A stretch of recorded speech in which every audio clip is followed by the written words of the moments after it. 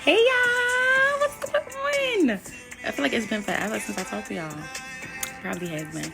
But forgive me, y'all. It was a lot going on. And I'm finna give y'all all the tea. Remember, this is a non-judging platform, so do not judge me. Please. I'm judging myself. So, I'm finna catch y'all up. I had to put my wig on because I don't want y'all talking about me, even though I know y'all gonna talk about me, so at least I can be like a little bit presentable before y'all start talking. Anyway, it's been a lot going on, y'all. Like, I don't even know where to start. So, according to YouTube, the last time that I hollered at y'all, filled y'all in, was late December, right before New Year's. And boy, has it been crazy. Like, I don't even know where to start. So, the last time I told y'all in, we was talking about baby girl, my dad coming home, my support system tightening back up, and my relationship status kind of. So we're gonna go ahead and fill in the blanks over the last, according to YouTube, it's been like 8 months. So the last 8 months. A little bit in, it might have been like late January. I took a pregnancy test and it came out positive. And when I tell y'all, I was terrified, like terrified. I know we talked about it, like we talked about it. Me and my guy talked about it. Me and Baby J talked about it. But talking about it and then it being a thing, it's like two completely different things, y'all. Like, I was terrified. Like, I didn't know, like, I didn't know what to do. So his response when I told him was not like, it wasn't like, we having a baby, yay. And then I already kind of was feeling like so what we finna do? Because my biggest thing was adding to my household, and I don't have my daughter, my firstborn, like the elites. You feel me? Like, so adding to that, I don't ever want her to feel like she like second or on the back burner, or like I just threw her in the trash. So that is my biggest thing. And then I guess he just nonchalant because y'all, it got crazy. Like, I lashed out because I'm like, what the fuck is that? Like, we talk about this all the time, you know what the consequences are of doing what we do. So, but when we talked about it, he was like, he really never seen like, or never went through it before, so he didn't know like what I was. So I let it go, like, okay. But we started like bumping heads like real big, and like, I don't know where it came from because we really don't fuss, but I guess it was me projecting and then him not communicating, so it was really irritating. So in February, you know, I had it up here. I was like, listen, this is not gonna work. I don't think I'm gonna do this. So I drove. In Georgia, I think they cut off like the abortion limit at like 7 months. Y'all, I'm going to say 6 weeks, 7 weeks, 6 or 7 months. Hopefully y'all need it as well. So I booked me a cute little appointment in South Carolina. Prior to me scheduling for the abortion, I had already made plans to go to Vegas for my sister's birthday because she was turning 21. And I haven't been to Vegas, and she hadn't been to Vegas like as 21, as an adult. So yeah, we just planned it out and we was gonna do grown-up stuff.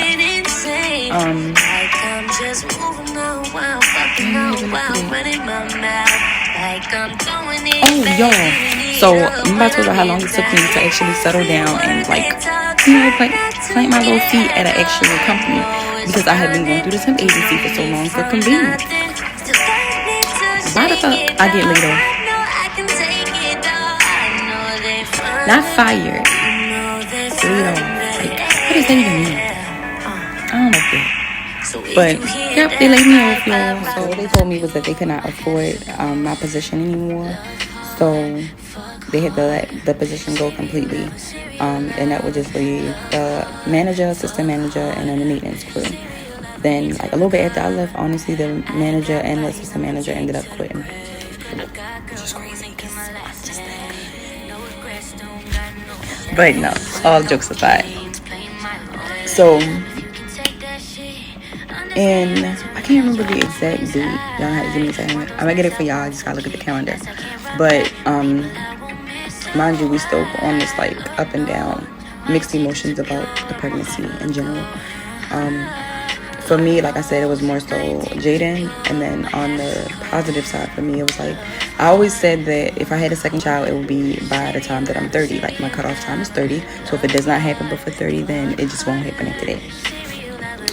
So look at that. Like go January the 8th, y'all, we had like a real bad fight, and we supposed to have broke up.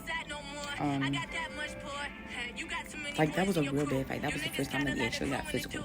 And it was over like pettiness, but he has this like way of making you feel like, or talking down to you, where it's like very calm but it's very disrespectful. Like, so he did that to me, and I snapped, y'all. Like I did, and I'm not proud of myself. Like I was really like, it really hurt me because I feel like it set me back like so far, because that's my biggest flaw. Like my attitude, my temper, my patience, it's my biggest flaw, and I'm working on it so hard, and I've been doing so good. And then boom, just like that, back way. And during that time we was just like, maybe we should be like officially done, because that was crossing the line, like for both. Okay, y'all, so this next video, the music is too loud, so it's like kind of going over what we were talking about, or what I was talking about. So here we go. We did not stop talking, of course. We probably stopped talking for like 3 days, which is our max. Like we'll not talk and be pissy for like 3 days, but the third day is like both of our limits. We'll be ready to give in by then. But moving forward, he has this girl, or his ex-girlfriend, that I categorize as the girl next door. So they were raised together, really tight with the families. I mean, y'all all in the family books and all of that good stuff. So it makes it a little difficult. I don't want to be that person. I got to pay my cards a little right, because I don't want to come in and say, oh, no, y'all can't be cool no more, and then the family look at me some type of way. So I got to play it as cordial as I can and still be respectful. Like, I knew that coming in, so I try not to dwell on that too much, because I set myself up for that. But he did explain it to me before we started taking each other seriously, and honestly, we moved way quicker than either one of us expected to. But back to the situation. His family is really close with her. So even if, like, when I tell y'all, I be watching, so I know for a fact, like, he hadn't had any communication with her. It had been, like, at least a couple months. And the brother calls, like, yeah, you need to talk to her. Don't do it like that, whatever.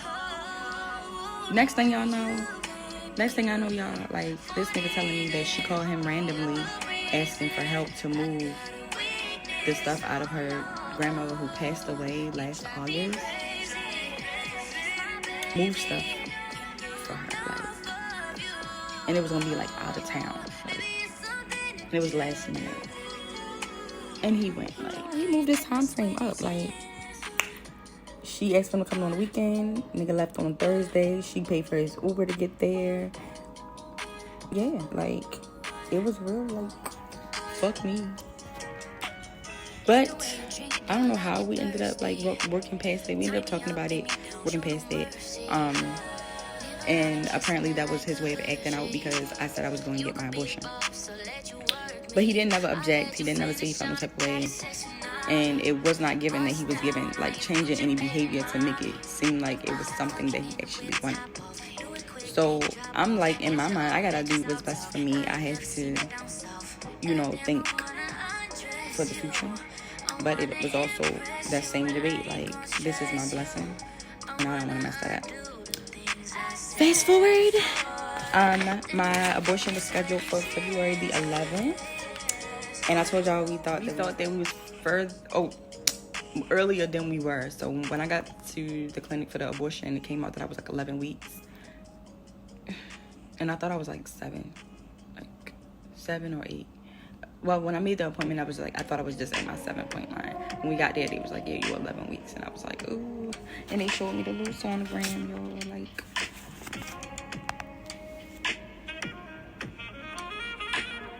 And it looked janky because I asked them to give me a copy of it. And normally people that's getting abortions don't ask for copies. But I decided not to go forward with it. And you see the date right there, February 11th. And that's the little bean.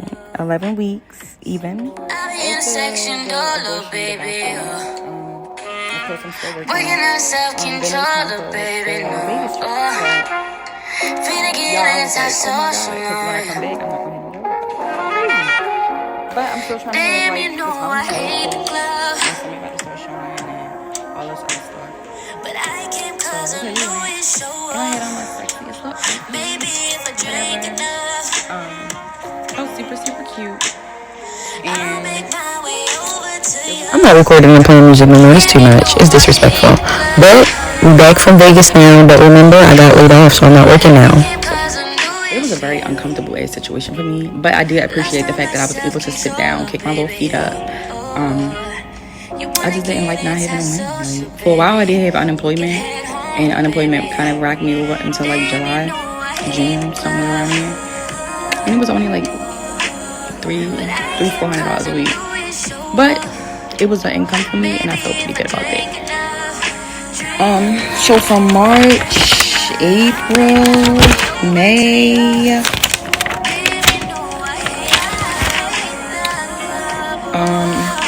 yeah, all of those months were pretty good. And even though we started off kind of rocky and we had our moments throughout the pregnancy, he did maintain, like, making sure that I had everything that I needed, making sure that, like, every time I went to the bathroom, y'all, this nigga was, like, right on my back. Like, sir, what are you gonna do, throw up for me?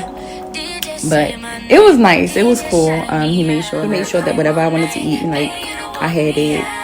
One of my sodas, I had it. Like, it just was trying to figure out kind of where we were with things and the direction that we were headed. Like, which is something that sucks to do when you're already, like, a little too far. And even now, it's still kind of the same pattern. Come in, act like a couple, but when, like, reality hit or real shit, like, start taking place, then it's like a cop-out. I don't like that. But I still stick around for it, so I put that on myself. Okay, so now June, it's time for summertime. My baby girl to come down. Because we were still at this point where we not together, but we doing, like, together stuff. I'm like, okay, well, I need to, like, separate and kind of make sure that I still remember who I am, like, because I was getting to that point, like, not working, being cooped up in the house all day, throwing up, not eating, like, I just felt real handicapped, real vulnerable, and it just did not feel like, some days it felt cool to be, like, a little baby, and then most days it was like, this is too much, like, I need to man up. So I decided that when I went to get baby girl, I will go down a little early and I will come back later. Like, I wouldn't just go down and come back up. I would stay and spend some time with family and kind of get loved on, you know. So yeah, I did that, and during that time we agreed that he would take the time to figure out, like, his shit. Like, we got traumas that we both have separately that we kind of need to heal from and need to address. So he had tasks, like, it was certain conversations he's supposed to have. It's tapping back into his passions, because it's almost like since we moved into this new house, no painting, no music, nothing, like, so it's like, okay, well, tap back into that while you got your time. I'll do what I'm gonna do on my time. And I really just wanted to tap back into having fun and feeling pretty and all of that good stuff, feeling loved. So yeah, we did that. When I got baby girl, came back down. Now, when I was home in Baltimore, I had a little bit more energy. I don't know if it was a sign, if it was the atmosphere, whatever. I had more energy. When I came back home, y'all, from that trip, I was burnt out. Like, and Jaden was attached at my hip, and I'm, like, wobbling around, sick as a dog. And Jaden wanted to have the time of her life, and I felt so bad, like, so bad. I was going to do it, y'all. And she was stressing me out. Like, she needed so much attention, and I did not have it to give. I was tired. I wanted to sleep. She wanted to play in a band. And it's like, oh, I'm so sorry. Like, I know this sucks. So it ended up with her going back home a little bit early, because I didn't want to hold her hostage. I didn't want to be, like, spending the summer fussing at her, telling her to relax. Like, it's summertime. We're supposed to be lit. Like, we're supposed to be going places. And I was limited. So I didn't want her to suffer because of that. And even that, like, kind of made me, like, zoom in on the second child. Are we ready? Like, terrified. So, okay, back into it. She went home in July. My due date was September 3rd. Her dad ended up being the one to come back. He actually came down and got her, which is, like, clutch because I wasn't making it through no flight. Like, I was already taking my flights with a bag early on. Like, no, holding up the door. Like, it wasn't good. But he ended up coming to get her. And I feel like when he came and picked her up, I missed a window, like, kind of to, like, mend where we are. I feel like I had an opportunity to actually have a real conversation with him. And I missed out because I was very hurt by the fact that she called her ride to come pick her up and get her the fuck out of Georgia. So maybe I'll get that opportunity again. We'll see. Hopefully so that we can kind of, for once and for all, kind of put shit under wraps. But yeah, so everything was kind of smooth sailing other than, you know, the basics up until August. And y'all, my world was rocked. Like, rocked. Like, back to the calendar, y'all. Hold on. Give me a second. In August, y'all, I don't know what be given with the beginning of the month. August the 4th, we got a phone call. His phone been broke for months. And he keep asking for a new one, but he on a plan with his family, so I don't know. But they haven't been able to contact him, so his mom called my phone, which is, it's not the first time she, like, texts and say, have him call her or stuff like that. For the most part, I try to make sure that he calls her, so I give him my phone. But this particular time, she texted and said, can I have him call? And he called, and they're talking, and I try to mind my business for the most part, because I don't want nobody all in my conversation when I'm talking about my mother, because it can get reckless and go either way. But it's been like, she made it very known that she didn't care for me.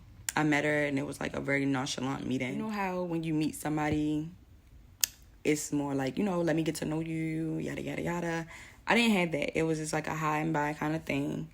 And then when he told her that we were expecting, my mom was trying to put together a baby shower, and she wanted to do it with her. So she's like, yeah, have her reach out to me so that we can kind of put everything together. She ain't bite it. So, and it took him a very long time for him to, like, tell me that she didn't care for the pregnancy. She didn't care for the baby. Like, she was asking him stuff like, is he sure that the baby is his, and stuff like that. And I, like, that really hurt my feelings because, like, where the fuck did this come from? I haven't done anything to you. I haven't disrespected you. Now, my first baby father, yeah, like, she had every right to feel the way she felt because me and her son went through it. But it just put me in a corner because I'm like, damn, is this my situation playing out all over again? Like, and it...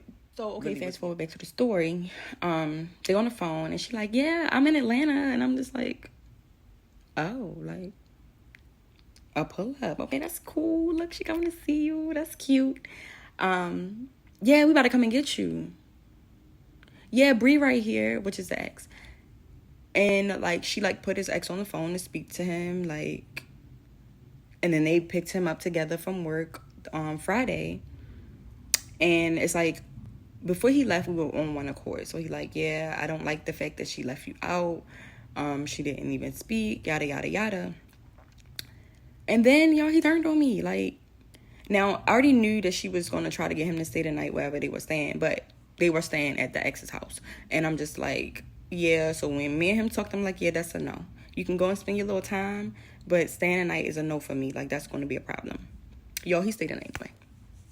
He goes out. He stays the night. And I purposely asked for him to bring me food when they come back from their outing because I wanted to see whether or not you would make them go out of their way. The way that they keep making you go out of your way. Like, he didn't. I ain't get no food. He stayed the night.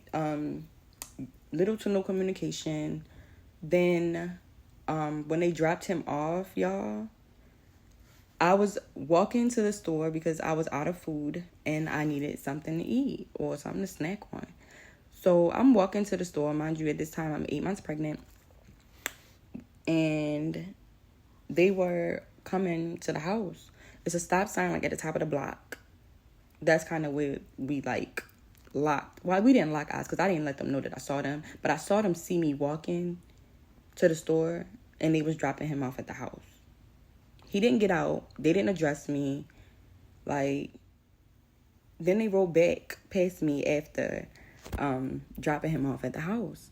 Y'all, when I say I was losing my mind, I was hot inside, like burning up, like livid, hurt, like embarrassed. Like, it was, I ain't gonna cry because I'm still like a little hurt about that. Like, that really like damn, what the fuck? Like, so, yo, as soon as they rolled past me, I like text them. I was like, yeah, please do not contact this number anymore. Like,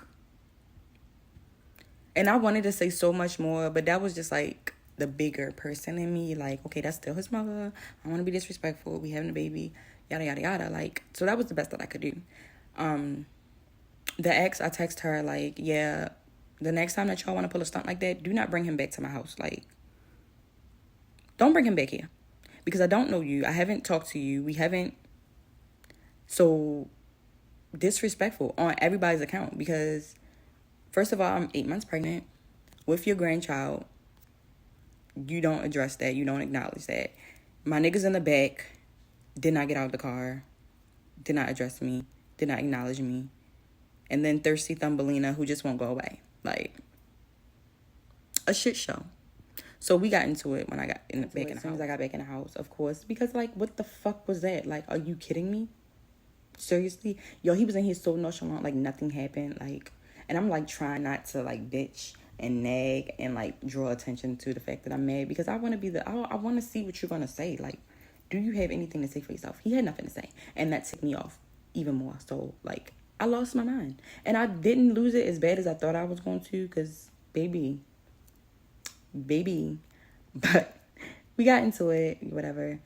Y'all, he ended up leaving the house and was gone for like a week. Initially, I didn't know where he was. It took him a couple days to call to check in. And when he did, he was staying at his coworker house. But it's just like, I'm 8 months pregnant. My mom just like keep highlighting the fact that you can go into labor anytime and he's not there. Like, this is not the time, yada, yada, yada. So that went on. Like, he started coming home on the weekends, getting the stuff that we needed for the house or whatever, and then leaving back again during the week. And I'm just like, okay, at this point.